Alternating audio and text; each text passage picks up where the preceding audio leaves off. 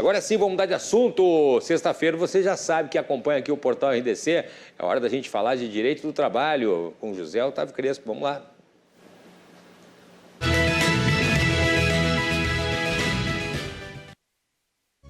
Doutor José Otávio Crespo, seja muito bem-vindo. Que bom conseguiu chegar, né? Depois dessa chuvarada toda, né? Obrigado, Cláudio. Tudo bem?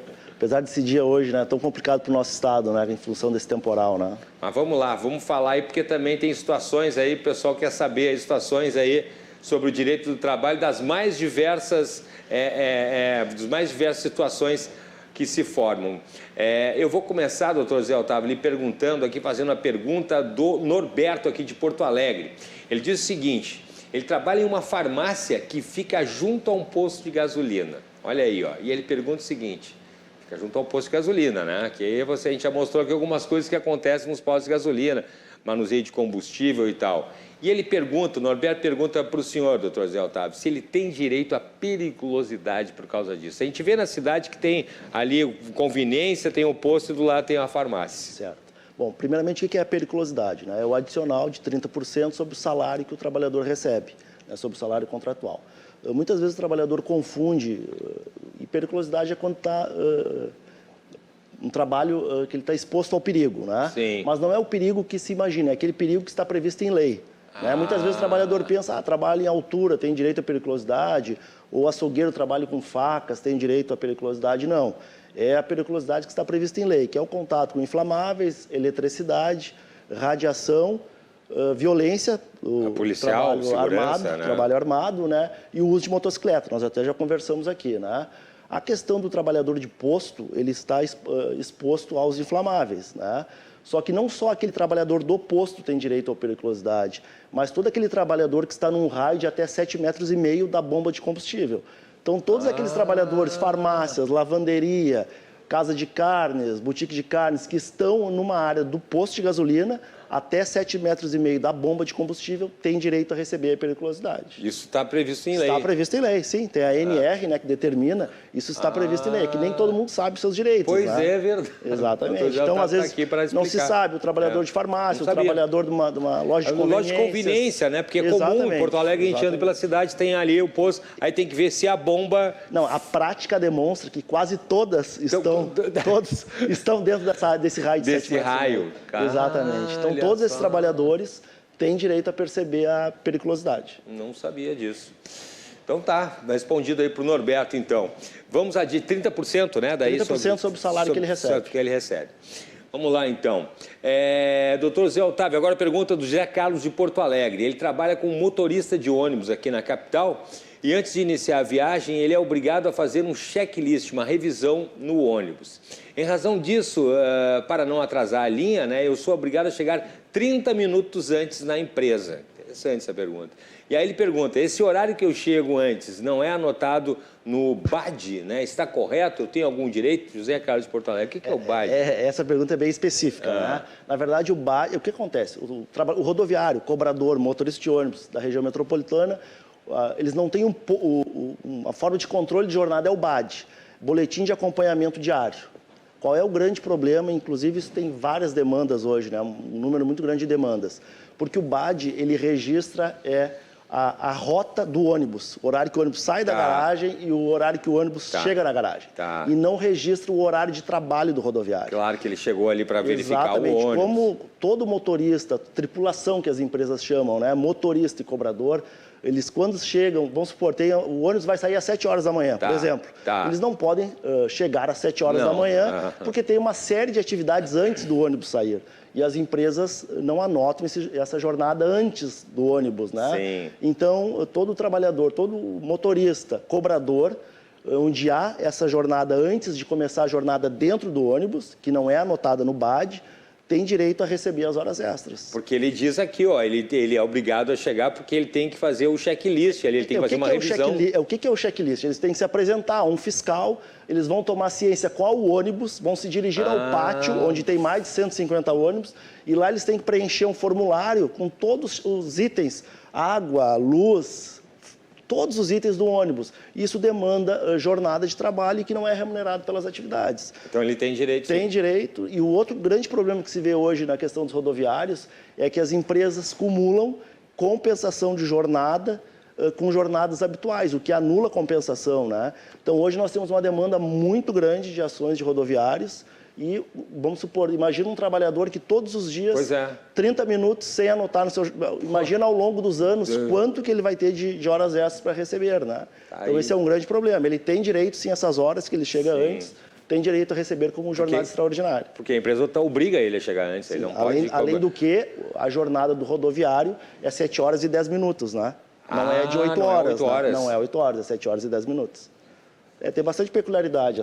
Pois é, interessante. José Carlos, então, acredito que já tenha respondido aí a pergunta, tem direito sim.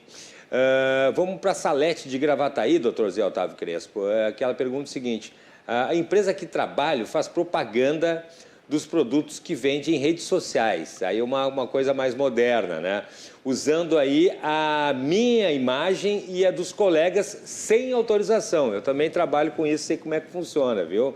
Tem que ter autorização, pelo menos é o que eu sei. Esse horário ali, ela pergunta se ela tem direito a receber uma remuneração por isso. A empresa faz propaganda, usa a imagem dos funcionários e não tem autorização. E isso está mais comum do que a gente pensa, né? Se vê bastante, com né? redes sociais, então... Mas como tu mesmo falou, para a imagem de qualquer pessoa, né? Para ser usada a imagem tem que ter autorização. E se não tem autorização, tem que pagar, né? Uma indenização por danos morais e até uma remuneração pelo uso da imagem. Porque né? a pessoa está usando a imagem para ganhar dinheiro daquela pessoa. Exato. Para vender o produto dela. E todos nós temos a nossa imagem que pertence a nós. Sim. O uso indevido gera uma indenização. Então, a mesma coisa na seara trabalhista, né? A rede social, outdoor, a exposição da imagem, exatamente. Coisa. Não pode usar a imagem do trabalhador sem autorização. Se tiver uma autorização, ok. Agora, sem autorização, não pode. Tá aí, Salete, conversa lá com o pessoal. Vamos lá. A Joyce aqui de Porto Alegre diz que trabalha, doutor Zé Otávio, numa indústria de cosméticos há 5 anos e sempre fiz 30 horas extras por mês. 30 horas extras por mês. A empresa avisou que no próximo mês não haverá mais horas extras. A empresa pode suprimir as horas extras que sempre exigiu, que sempre pagou? Essas são as jornadas extraordinárias, são as horas extras habituais, né? Isso já se incorporou ao patrimônio do funcionário, ou seja, ele já conta com o salário e com a remuneração das horas extras. A empresa pode suprimir, mas tem que pagar uma indenização para o trabalhador. Qual é a indenização? Tem que pegar a média dos últimos 12 meses de horas extras e multiplicar pelo número de anos que essas horas vêm sendo pagas. No caso dela é 5 anos, né? Sim, 5 então, anos. Ela tem que pegar a média que ela recebe de horas extras num ano e multiplicar por 5 anos. Essa vai ser a indenização que a empresa vai ter que pagar por estar agora suprimindo. Porque, na verdade, incorporou no salário, né? Então, ela vai estar diminuindo o rendimento do trabalhador. Exatamente, já se incorporou o salário, então ela tem direito, a empresa tem direito a suprimir, porque não necessita mais da jornada extraordinária, mas tem que indenizar o trabalhador, porque vai haver uma perda, né? E esse valor das horas extras já se incorporou ao salário. Aí. Bom, vamos adiante então. O Ronaldo de Tramandaí, do Litoral Norte, ele diz assim, ó, tem algum risco trabalhista a gente já falou sobre isso aqui no programa, de só assinar a carteira de trabalho do empregado após o período de experiência? Não só algum risco, tem um risco enorme, Tremendo. né? Primeiro que nós já conversamos, todo trabalhador, a partir do primeiro dia, tem que ter a carteira de trabalho assinada. Né? Não existe, vou fazer um teste sem carteira. Esperar aí uns 6 meses. Vou dar um exemplo de risco. Imagina um trabalhador, está sem carteira, sofre um acidente de trabalho de trajeto. Tá indo que, em tese, perde um membro. Em tese, não seria responsabilidade da empresa, apesar de ser um acidente de trabalho. Agora, ele teria o quê? Um direito ao auxílio acidentário do INSS. E se a empresa não assina a carteira dele, o responsável vai ser a empresa por um auxílio que pode ser pela vida toda, né? Então, tu imagina o risco de uma empresa ou do empregador que não assina a carteira do trabalhor. Como a gente já falou aqui, então é melhor fazer tudo direitinho ali, desde o primeiro dia, tem que assinar a carteira, até para eliminar problemas. Né? Perfeito. Agora a pergunta do Adriano aqui de Porto Alegre. Ele pergunta o seguinte, já que a gente está falando do acidente, ele pergunta, quanto tempo após o acidente de trabalho a CAT tem que ser emitida pela empresa? Bom, CAT é a comunicação de acidente de trabalho, né? Então, logo a empresa seja comunicada do acidente de trabalho, já tem que emitir a CAT, independente da gravidade ou não do acidente, né? Tomou ciência, é obrigada a emitir a CAT, a comunicação de acidente de trabalho. E até às vezes, quando a empresa não quer emitir, tem forma, o próprio trabalhador consegue emitir pela internet, né? Ou no pronto-socorro, ou o médico que atendeu, ou o sindicato. Né? O trabalhador não fica restrito à emissão da CAT, tão somente pela empresa. Né? Perfeito, perfeito. Tem uma outra pergunta aqui do Pedro de Cachoeirinha, doutor Zé Otávio. Ele pergunta o seguinte: sou mecânico e a empresa exige que eu faça a lavagem do meu uniforme. Está correto isso? Está correto. A empresa pode exigir do empregado que ele faça a lavagem do seu uniforme. Só que é interessante a pergunta dele, porque ele é um mecânico, né? Isso, ele é mecânico. E um mecânico, então, a lavagem do uniforme de mecânico não é simples, né? Exige produtos diferenciados. Então, a empresa pode exigir, mas ele tem direito a ser indenizado pela lavagem. Sim. Neste caso. Sim, Se fosse uma lavagem comum, não. Sim, agora, uma lavagem que o mecânico tem contato com graxa, com óleo, com produtos químicos, né? Diferente. E exige uma lavagem diferenciada. Então, a empresa pode exigir, mas ele tem direito a ser indenizado.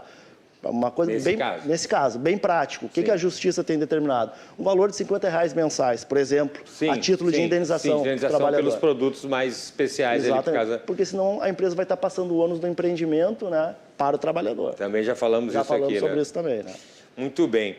Doutor José Otávio Crespo, aqui para encerrar, então, olha, um outro assunto também que a gente fala muito sobre o empregado doméstico aqui, ó. O Alberto de Porto Alegre, ele pergunta o seguinte: Posso, como contratar um empregado doméstico, né? Uma cuidadora, né? Que daí a gente fala de empregado doméstico, mas aí também cuidador também trabalha em casa ali. Ele pergunta se ele pode contratar por MEI.